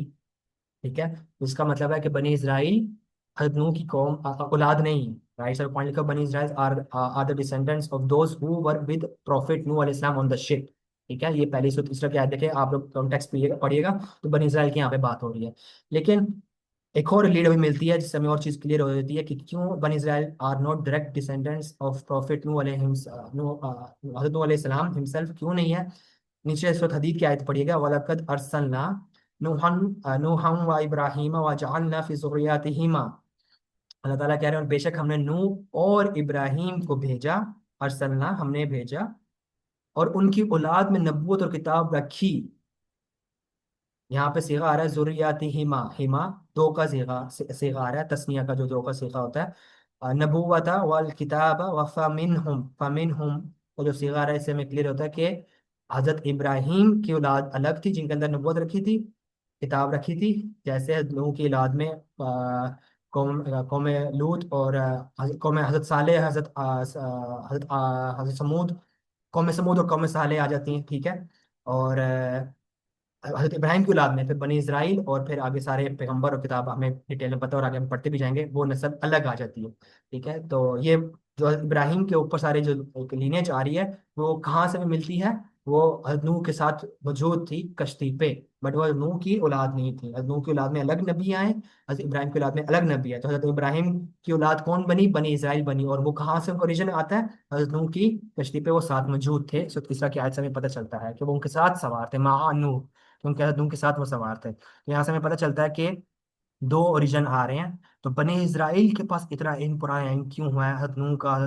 और वो फिर आप लोगों ने शायद सुना भी होगा, साहिदीन ने भी एक दफ़ा बात की थी कि हजरत नूह ने भी वार्निंग दी है दज्जाल की। और उन्होंने काफ़ी और भी बातें बताई थी कि हजरत नूह को अगर हमने दज्जाल को समझना है तो हमें हजरत नूह को भी उनके साइड उस वक्त में सब कुछ क्या हो रहा था वो पढ़ना होगा, वो समझना होगा, वो हिस्ट्री देखनी होगी। तो यहाँ से हमें एक प्रॉपर लीड मिलती है इस ओरिजिन से कि बनी इजराइल ही क्यों, और इनको ही क्यों ज्यादा नबूवत दी गई वगैरह, या फिर ये कौम, इनमें इनका क्यों सबसे ज्यादा कुरान में जिक्र है, हज़रत मूसा का सबसे ज्यादा कुरान में क्यों जिक्र है, और बनी इजराइल इनके पास क्यों इतना ज्यादा इल्म है। और इन्हीं के ही ज्यूस नबी करीम सल्लल्लाहु अलैहि वसल्लम के पास जब पहुंचे और सवाल उन्होंने भेजा था कि ये आके नबी के साथ सवाल पूछ के आओ, जिसके ऊपर सूरत काफ नासिल हो, उन तीन सवाल में देखें आप वही सवाल आ रहे हैं, असहाबे काफ का आ रहा है, और मूसा और खिज़र का जवाब वाकया आ रहा है जो कि इनको खुद नहीं पता कि कब हुआ, और मतलब सही से आइडेंटिफाई नहीं किया उन्होंने। और फिर हज़रत जुल्करनैन का आ रहा है। और इसी बेस के ऊपर देखें जब हम लोग इन सबको समझते हैं, नबी करीम ने बताया कि तो हम दज्जाल की फितने से बच जाएंगे।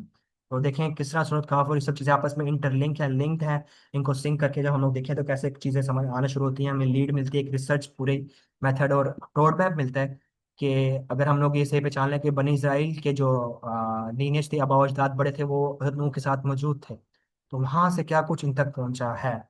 इसलिए ये किस किन इल्म के पीछे भाग रहे थे, किस किस चीज के पीछे तलाश में थे। इसलिए देखें दज्जाल के पास क्या क्या ताकतें होनी है, जो कि वो टाइम ट्रेवल करेगा और दूसरे दुनिया से इस दुनिया में आएगा। तो नूह का भी ऐसे ही है।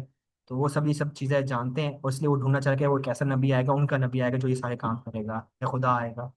सो ये सब था हज़रत मूसा और हज़रत हारून अलैहिस्सलाम की जर्नी लाइफ तक के लिए, जो हमने कोशिश की है कि आपको स्टोरी टेलिंग, कुरान के रेफरेंसेस, अरबी लुगत और डिटेल चीज़ में आप लोगों को समझा सकें, डिलीवर कर सकें, जो हमारे तक थोड़ा सा वाक़ई से पहुंचा है। बाय द वे जज़ाकल्लाह खैर, ये रेफरेंसेस भी हैं। और बुरहान भाई, ओवर टू यू नाउ।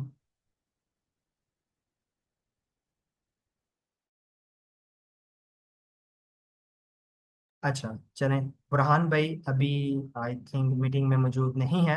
चले मैं ही क्वेश्चन आंसर अटेंड करता हूँ। आप लोग प्लीज हैंड रेस कर लीजिएगा, किसी का अभी तक कोई क्वेश्चन है तो जरूर पूछे। गुफरान आपका क्वेश्चन है, जस्ट सेकेंड। जी अनम्यूट कीजिएगा गुफरान। जी अस्सलाम वालेकुम अजान भाई। वालेकुम सलाम। जी फर्स्ट ऑफ ऑल तो कि बहुत ही बेहतरीन सेशन था, काफ़ी नॉलेजेबल था। और बाकी मेरा एक क्वेश्चन ये था कि यहूदी जो है मदीने में इंतज़ार कर रहे थे किसी अपने नबी का, जिनकी बशारत हुई थी उनको। लेकिन जब उन्होंने 3 सवाल किए और वो पहचान भी गए तो उन्होंने फिर ईमान क्यों नहीं कबूल किया उस पर? उनको तो फिर ईमान कबूल कर लेना चाहिए था, वो कब से इंतज़ार कर रहे थे, मदीने में आबाद थे वो लोग। उनको वो सवाल के जवाब जरूर मिले थे, बट उनको वो ताकतें जो उन्होंने देखी थी, जो उनको पावर चाहिए थी, वो नहीं नजर आई थी। क्योंकि नबी करीम सल्लल्लाहु अलैहि वसल्लम सिर्फ जवाब दिए थे कि तुम इन सब का पूछते हो तो मैं बताता हूँ तुम्हें इनका क्या जवाब है। तो बट वो अब दज्जाल जब आएगा वो तो वो करके दिखाएगा। इनका अकीदा जो मेन है ना वो ये है कि वो बिलीव करते हैं कि दज्जाल आएगा तो उसका सिर्फ ताकतें होंगी, वो मशरिक से मगरिब तक सल्तनत करेगा, और वो काफी मौत से करेगा। और फिर नबी करीम से हदीस में मिलती है ना कि उससे पहले का कहत होगा 3 साल तक वो आके बारिशें करेगा, क्या कुछ नहीं करेगा, वो टाइम ट्रेवल करेगा। तो नबी करीम ने ऐसा कुछ करके तो नहीं दिखाया था, उनको सिर्फ जवाब दिए थे ना। तो इन्होंने कहा कि नबी तो जरूर है क्योंकि इनको इल्म है।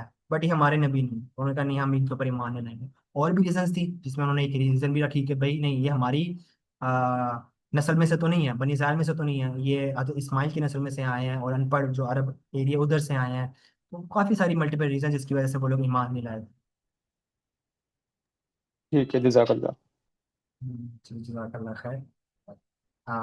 किसी और का कोई क्वेश्चन है तो, क्योंकि ये टॉपिक लास्ट है हज़रत मूसा के बारे में। अब हम लोग नेक्स्ट सेशन जो हमारा होगा नेक्स्ट वीक इंशाल्लाह, वो हज़रत दाऊद अलैहिस्सलाम के बारे में होगा, फिर हज़रत सुलेमान अलैहिस्सलाम के बारे में, फिर हज़रत ईसा अलैहिस्सलाम के बारे में। और इस तरह हम लोग एंटर हो जाएंगे प्रॉपर सीरा के अंदर, नबी करीम सल्लल्लाहु अलैहि वसल्लम की लाइफ के अंदर। सो किसी और का कोई क्वेश्चन है रिगार्डिंग टुडेज सेशन या प्रीवियसली जो हमने डिस्कस किया, अगर किसी ने सुना था तो। जी एक मेरा सवाल है। जी जी ज़रूर अस्सलाम पूछिए। वालेकुम। वालेकुम सलाम। अच्छा, मूसा अलैहिस्सलाम को कलीमुल्लाह कहा जाता है, और मूसा अलैहिस्सलाम किसी पहाड़ पे जाया करते थे, मतलब जबल तूर पे शायद। तो अल्लाह ताला तो हर जगह मौजूद है, तो मूसा अलैहिस्सलाम को वहाँ पहाड़ पे क्यों जाना पड़ता था अल्लाह से बात करने के लिए? ये आपका इंटरेस्टिंग क्वेश्चन है, बहुत ज़्यादा एक और फिक्र वाला बाय द वे क्वेश्चन है। इसका देखें ऐसे भी है कि आपको काफ़ी वाक़यात मिलते हैं, कुरान में भी जिक्र मिलता है कि पहाड़ों का जिक्र बहुत ज़्यादा है कुरान में भी। और ऐसे जब मेजर इवेंट्स हैं तो पहाड़ों का जिक्र जरूर है। जैसे नबी करीम सल्लल्लाहु अलैहि वसल्लम को भी वही हुई तो पहाड़ पे हुई। और जब हज़रत नूह के बेट मतलब सलाह आ रहा था उनका जो आखिरी बेटा था, वो भी पहाड़ पे चढ़ गया ऊंचाई पे कि मैं ऊंचा ऊंचाई पे चढ़ जाऊंगा तो मैं बच जाऊंगा, मुझे ये अजाब जो आया सलाब आया मैं इससे बच जाऊंगा, मुझे कुछ नहीं कह पाएगा। तो काफ़ी इवेंट्स मिलते हैं जो पहाड़ों की तरफ जाएं तो वो इवेंट ऐसे होते हैं। तो इसमें क्या मेजर और हिकमत है, अब मेरे इन तक तो यही है कि वाकई ये बहुत एक सिग्निफिकेंट रोल प्ले करते हैं ये पहाड़ जो हैं।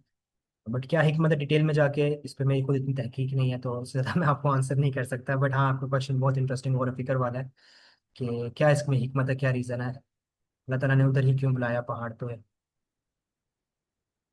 अगर कोई और मेंबर इसका आंसर बेहतर जानता है तो वो ज़रूर रिस्पॉन्स करे। अस्सलाम वालेकुम। जी वालेकुम सलाम। मैं थोड़ा सा इसका आंसर देना चाहूँगी। जी जी ज़रूर। जहाँ तक मेरा इल्म है, कुरान पाक में जो है वो एक आयत मौजूद है, बल्कि थोड़ा सा जिक्र भी मौजूद है।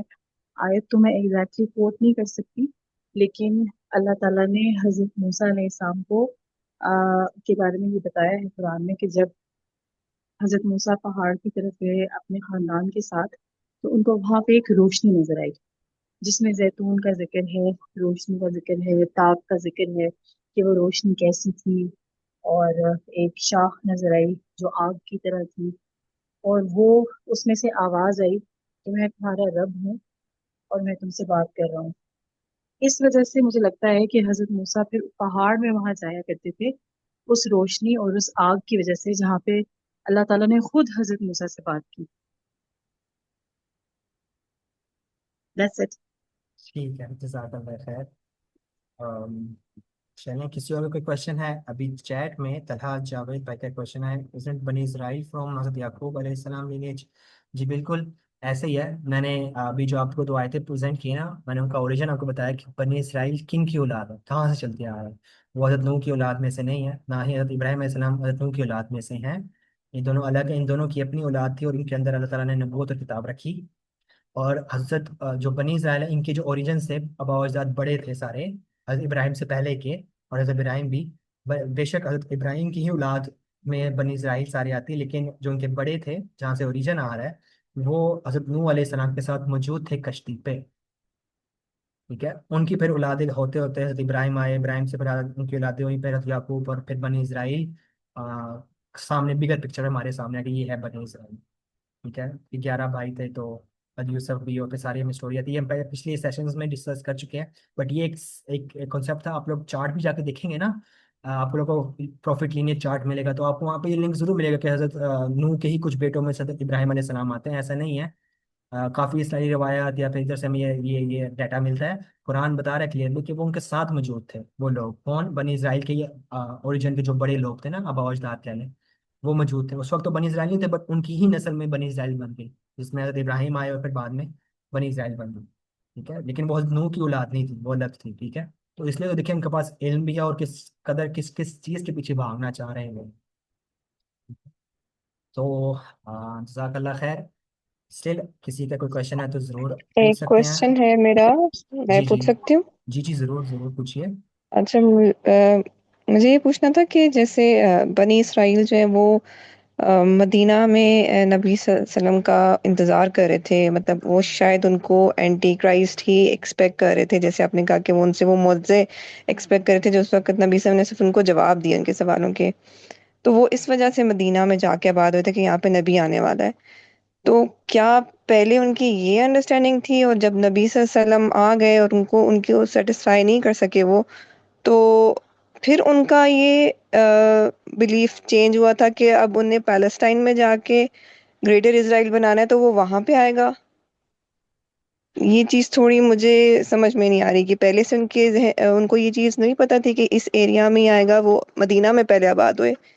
तो क्या उनकी वो चीज पूरी नहीं हुई, उसके बाद फिर उनको कहीं से ये चीज मिली कि हाँ वो ग्रेटर इजराइल बनाएंगे तो वो वहां पे आएंगे? अम, ये चीज़ उनके डाटा से मिलता है ना, वो ऐसे ही है कि उनको पता था कि वो लोग ग्रेटर इसराइल उस तरफ जाएंगे भी सही, पर कुछ चीज़ें उनमें थोड़ी सी इख्तलाफ था। जैसे मैंने अभी बताया ना कि कुछ आयतें में कुरान में क्लियर मिलती है, जो हमें क्लियर बताती है, तस्दीक करती है कि उनके पास एक इल्म था कि एक नबी जरूर आएंगे जिनका नाम अहमद होगा। तो वो उस नबी की हम्म। तलाश में आए थे कि हम उनके ऊपर बैत करें या ना करें। बट उनके ज़ाहिर बात है कुछ अकीदे और डिफरेंट भी हो चुके थे और थे भी। तो वो जब पहुंचे तो उन्होंने उनके उलमा ने जो उनको चाहते थे कि हमारा जो है कि हम यहूदी जो हम वो ताकत में आ जाएंगे, पूरी दुनिया पे गालिब होंगे, तो वो मदीना में सिर्फ इस पर्पस पे नहीं आए, काफ़ी लोग आए भी थे, आके इसी वजह से रह भी रहे थे। लेकिन उसका ऐसा था कि जब वो फलस्तीन से निकाले गए थे ना, इनकी फिर बनी इसराइल की पूरी हिस्ट्री पढ़नी पड़ती है आगे, ऐसा ऐसा हम लोग इसको पढ़ेंगे। जब रोमन एम्पायर की बात आएगी तो हमें पता चलेगा कि इनको कैसे मार पड़ी है फलस्तीन से। फलस्तीन में से फिर ये लोग वहां से बाहर निकले तो कहाँ कहाँ फैले हैं ये लोग। तो मदीना भी चले गए उसी चक्कर हम्म। में, अरब में भी आ गए। तो काफ़ी रीजंस हैं। जी फैजान, आपने इसका रिस्पॉन्स करना है, कोई सवाल है? मुझे लगता है आप इसका रिस्पॉन्स करेंगे। जी, मैं वो पहले वाले का थोड़ा सा जवाब देना चाहूँगा। वो एज इट इज़ तो हमें नहीं पता अल्लाह ताला की क्या हिकमत है, लेकिन मीन जैसे मूसा अलैहिस्सलाम को पहले निशानी दी गई, वो निशानी वही थी कि उन्हें एक आग दिखाई गई ताकि वो इसकी तरफ माइल हो जाएं बेसिकली, तो वो पहाड़ की तरफ से थी। अब अगर डायरेक्ट उन पे कोई वही आ जाती, जैसे नबी सल्लल्लाहु अलैहि वसल्लम ने 3 साल गुजारे थे वार हिरा में, तो डायरेक्ट उन पे पहले दिन अगर वही आ जाती तो माइट भी उनका रिएक्शन कुछ और होता, वल्लाह वाला। ठीक है, हम उसको नहीं देख सकते, जब ये मौत आएगा तो इंशाल्लाह हम इसको मजीद डिस्कस भी करेंगे। तो मूसा अलैहिस्सलाम के साथ भी वही बात है, उनकी जो अट्रैक्शन है वो ग्रैब की गई ताकि वो उसकी तरफ आए। जब वो वहां पे पहुंचे तो फिर उनके साथ अल्लाह ताला ने वही के जरिए कलाम किया। अच्छा, इसमें दो बातें बहुत जानना जरूरी हैं कि अल्लाह ताला ने पहली दफा में वो हम कलामी नहीं की। वो जो दूसरा वादा है ना, जहाँ पे 30 रातों का या 30 दिनों का वादा हुआ था कि आप तूर पे आ जाएं, तो मूसा अलैहिस्सलाम वहां पे चले गए थे, लेकिन उनकी तरफ से ना कुछ ऐसा हुआ कि अल्लाह ताला ने वो 30 रातों को 40 में कन्वर्ट कर दिया। तो वो 40वें दिन बाद जाके अल्लाह ताला हम कलाम हुए थे। तो वो वादा जो था वो बेसिकली पूरा जब हुआ तो उसके बाद अल्लाह ताला ने अ, अपने पैगंबर मूसा अलैहिस्सलाम के साथ हम कलाम हुए वो, और वहां से उनको वो लक़ब मिला। तो वो ये अब पहाड़ पे क्यों हुआ, इसकी हिकमत में भी इस हिसाब से देख सकते हैं कि जैसे हम काबा ही क्यों जाते हैं, मीन हरम क्यों जाते हैं, वहां जाके तो आप क्यों करते हैं। हमारी जो नमाज पढ़ने की डायरेक्शन है वो काबा ही क्यों है, हम किसी और डायरेक्शन में क्यों नहीं नमाज पढ़ते। तो ये कुछ चीजें होती हैं जो अल्लाह ताला की हिकमत में आती हैं। मीन आप इनको डीपली देख सकते हैं, उस पर सोच सकते हैं, लेकिन एट द एंड आपको उसमें कोई जवाब फाइनल नहीं मिलेगा। वो वही होगा कि आप उसको छोड़ देते हैं कि अल्लाह की इसमें कोई ना कोई हिकमत होगी, कोई ना कोई राज होगा जो हम नहीं जानते। बेसिकली हमारा इल्म जो है वो बहुत महदूद है। जैसे मूसा अलैहिस्सलाम ने खिज़र अलैहिस्सलाम के पूरे वाक़े से ये पूरा नतीजा बस कर लिया। जो सिस्टर का क्वेश्चन है दूसरा, बनी इसराइल कभी भी नहीं जाएंगे यरूशलेम अपने मसीहा का इंतज़ार करने। और मैं बनी इसराइल की बात कर रहा हूँ। जो अगर आप लोगों के माइंड में अभी कंफ्यूजन आई है वो ये है कि जो अभी वहां पे बैठे हुए हैं वो बनी इसराइल से नहीं है मोस्टली। वो लोग हैं जो बाद में कन्वर्ट हुए थे सलजूक के टाइम पे या 12th या 13th सेंचुरी में, ठीक है।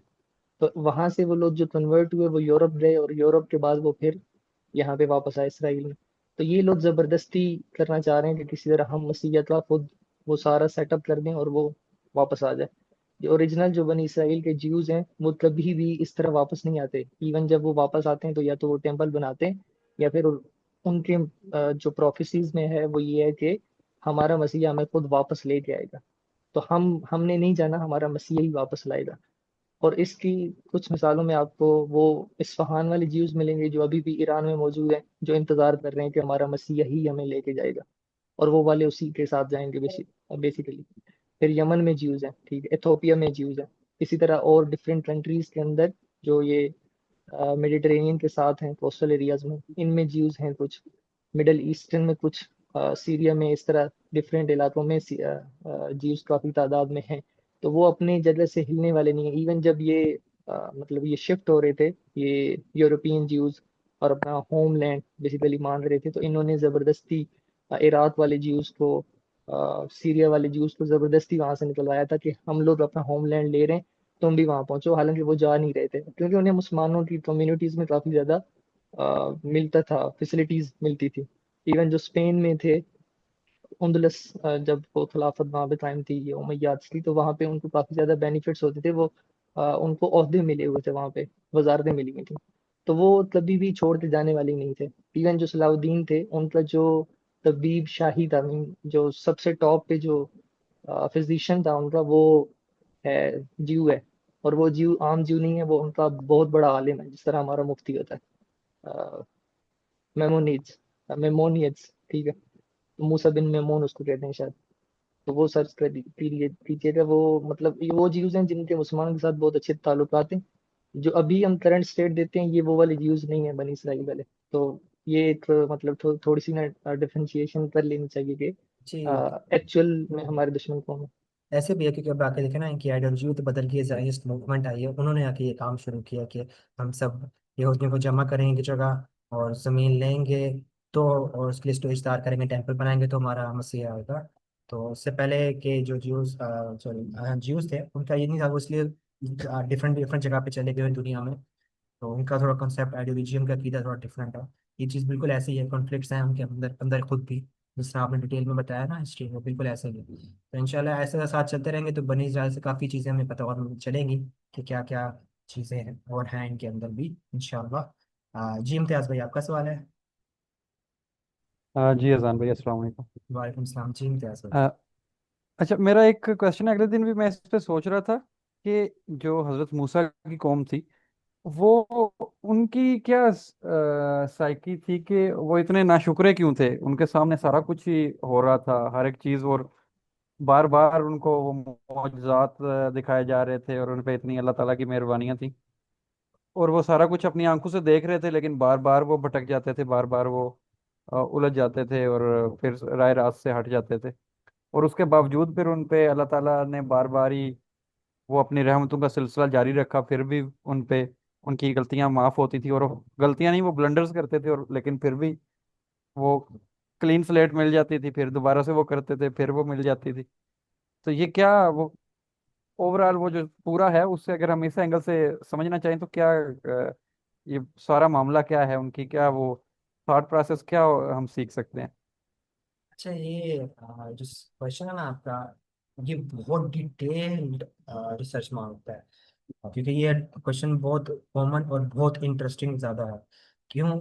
जैसे मैंने एक ये चीज़, मैं भी जब ये लास्ट में आपको स्लाइड्स दिखाता हूँ, ये जब मैं ये वाली स्लाइड प्रिपेयर करता हूँ, ओरिजिन वाली, तब मेरे माइंड में ये कॉन्सेप्ट और बिल्ड हुआ, और साइंस की मैंने कुछ लेक्चर सुने थे, तो मुझे वहाँ से चीज़ कनेक्ट हुई कि बनी इस्राइल को अगर सही से समझना है ना, डिटेल में जाके, तो उनका ओरिजिन पहले पहचानना है। तो कुरान बता रहा है उनका ओरिजिन हजरत नूह के साथ से मिल रहा है। वो हजरत नूह के साथ मौजूद थे, उनकी औलादे फिर वहां से चलती चलती फिर हजरत इब्राहिम, और फिर उनका आगे बनी इजराइल बने वो लोग। तो वो इस इस एंगल से चलते आते हैं, उनके पास क्या कुछ नहीं था, क्या इल्म था, कितनी उन्होंने कौमें देखी, क्या सजाएं देखी, कितने दफा उनको सजाएं मिली, और फिर कितनी नेमतें मिली, क्या कुछ नहीं मिला उनको। अल्लाह ताला ने चूज किया उनको, उनको बादशाह बनाया। एक आयत यहाँ पे मैंने नहीं लिखी, वो मैं लिखना चाह रहा था यहाँ पे, जिसमें अल्लाह ताला ने सूरत माइदा के आयत नंबर 20 में, जिसमें अल्लाह ताला को कह रहे हैं कि हमने तुम्हें नेमतें दी और बादशाह तक बनाया। और तुम्हें आलमीन के लिए मैं हमने ना उनमें से चुन लिया ताकि तुम मतलब बहुत ज़्यादा नेमतों वाले हो। काफ़ी इनको रीजंस दी, लेकिन स्टिल वो ऐसे रह गए। जिस तरह एक रीज़न यहाँ से लीड मिलती है, वो जैसे मेरा कंसेप्ट बिल्ड होता है यहाँ पे कि अगर हम लोग 4 कंपार्टमेंट्स को देखें ना, तो हज़रत मूसा अलैहिस्सलाम ने जब फ़िरौन से इनकी निजात, उनको बचाया, फ़िरौन से आज़ाद करवाया गुलामी से, तो उनकी सोच इंफीरियर थी। और ये ऐसी चीज़ों बिलीव करते हैं कि बस हमें ये चीज़ मिल जाए। और जैसे ही इन्होंने दरिया पार किया तो फौरन ही उन्होंने वहाँ पर देखा कि एक कौम जो है बुतों की पूजा कर रही, तो उन्होंने फौरन बोला कि मुझसे कहा कि अब भी हमें कोई ऐसा ही माबूद बना दे, हम उसकी इबादत करें।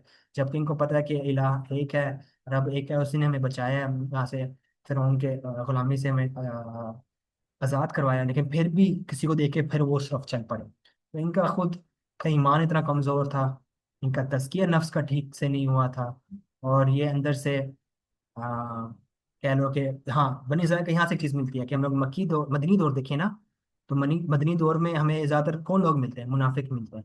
पहले काफिर मुशरिक मिलते थे मक्की दौर में, मदनी दौर में मुनाफिक मिलते हैं। तो उनका ये वो दौरानी है कि जब पहले जब दरिया पार करके उधर गए ना दूसरी साइड पे, तो उनके मुनाफिकत सामने आई कि निशानियां भी आई, नेमतें भी आई, बट मानते भी थे, माफी भी करते थे, फिर वही काम करते थे। तो मुनाफिकत इनके सामने कि उन्होंने मुनाफिकत का भी लबादा ओढ़ा हुआ था।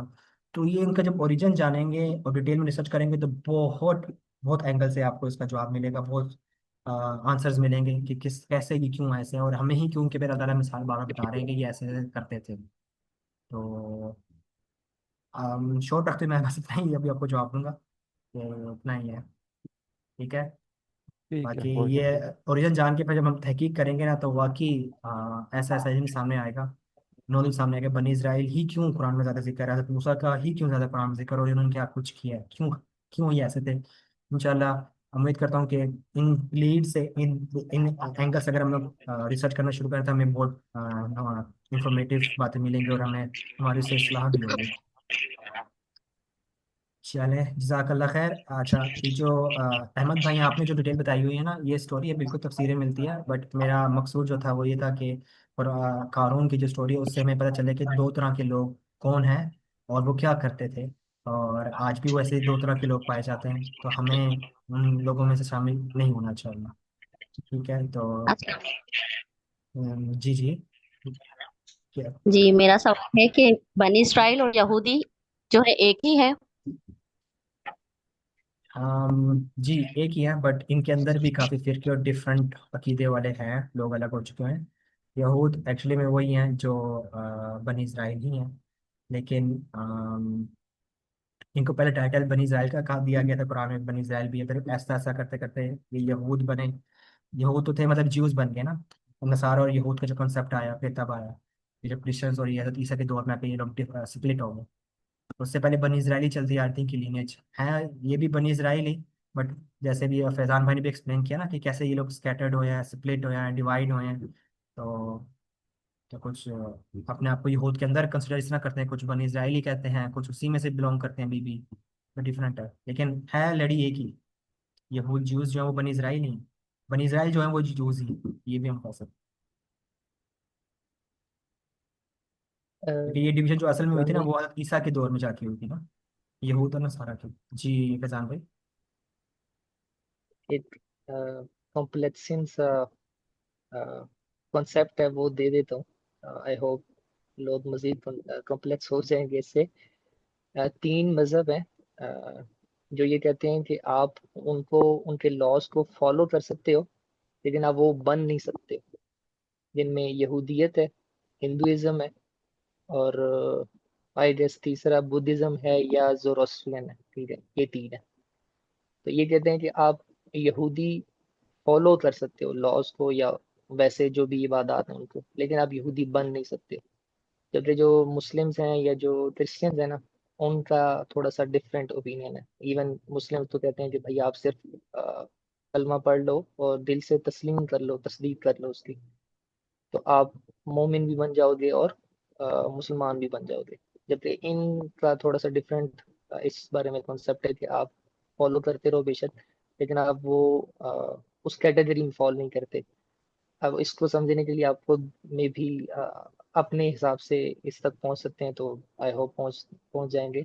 मीन इसको ज्यादा से ज्यादा एक्सप्लेन नहीं किया जा सकता। जी, जैसे ना ये देखें, बनी इसराइल हज़रत इब्राहिम हज़रत याकूब अलैहिस्सलाम की नस्ल से चलती आ रही है बनी इसराइल। लेकिन जब डिवीजन हुई है इनको हज़रत ईसा ने आके बताया कि बनी इसराइल से मुखातिब किया, वो बनी इसराइल ही थे उस वक्त, जैसा मैंने आयत भी पीछे दिखाई ना।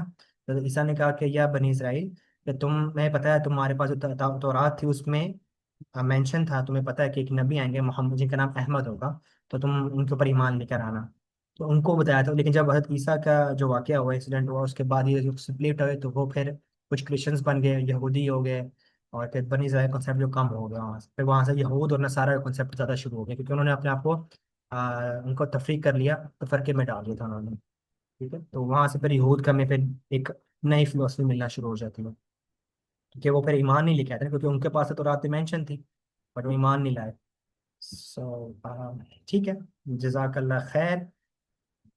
चले, आज का सेशन यहाँ तक ही है, इसको हम एंड करते हैं। इंशाल्लाह नेक्स्ट वीक दाऊद अलैहिस्सलाम के ऊपर हम लोग का सेशन होगा, उनके बारे में देखेंगे। और आप सबसे उम्मीद करता हूँ कि आप लोग नेक्स्ट वीक भी ज्वाइन करेंगे और ऐसे इंटरेस्टिंग क्वेश्चंस भी पूछेंगे, और इंशाल्लाह सीरिया स्क्वाड की तरफ से आपको इंशाल्लाह डिफरेंट पर्सपेक्टिव भी और अच्छा और इंफॉर्मेशन आपको